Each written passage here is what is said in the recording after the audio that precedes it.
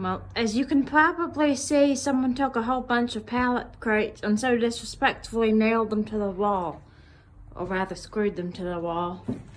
And then what they did is they took strips of wood, about like this, and used them to patch the holes. Actually fit to size. And that one fits kind of nicely. That one would be good right there.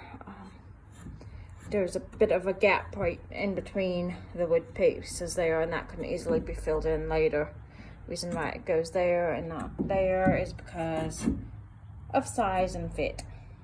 Ideally, you want it to fit into the wood, set into the wood a little bit. You can see I'm more completely that I have done this on a lot of the walls of the cabin. I actually picked up a bunch of these wood pieces of various sizes for scrap wood for about $5. From a sawmill, any lumber mill can do. And have been using them for the walls for the tiny cabin. I'm going to skip a space here and go to the middle of the cabin. I have my window, have my electrical outlets, which I've already had the cabin pre-wired for electricity, and then the boards at the top of the cabin, I've been very carefully lining them up. You can see the roof of the cabin is still not yet finished. And I say cabin, I say that rather loosely. It's in all actuality just an ordinary garden shed that had a little bit of water damage in the roof. We patched the roof and then have been working on finishing the walls. You can see that there is some gaps here in the pallet crates and in the walls, like right there, that I'm still patching with stuff and basically screwing it to the wall.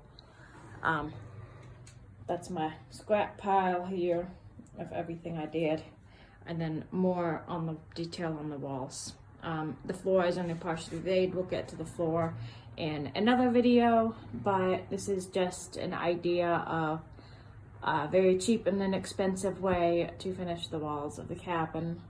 If you're doing a tiny house or any project in general, like I said, the pallets were gotten for free, and then the scrap wood for like this entire bundle for like $5. This is my spider catcher. I've been busy dusting spider webs down all day. And then over here is the topic of another short. I'm going to talk about spaces in the tiny cabin and how to use them.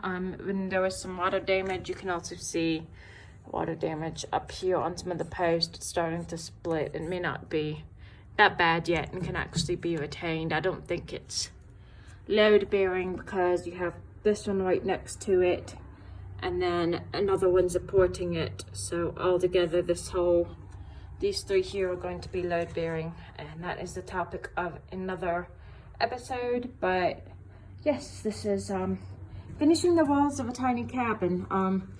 Sealing these joints and cracks right here is going to be a matter of another video, another episode, but right now I'm still trying to fill in the majority of the pieces, the large areas, before I come back and worry about the small cracks and gaps.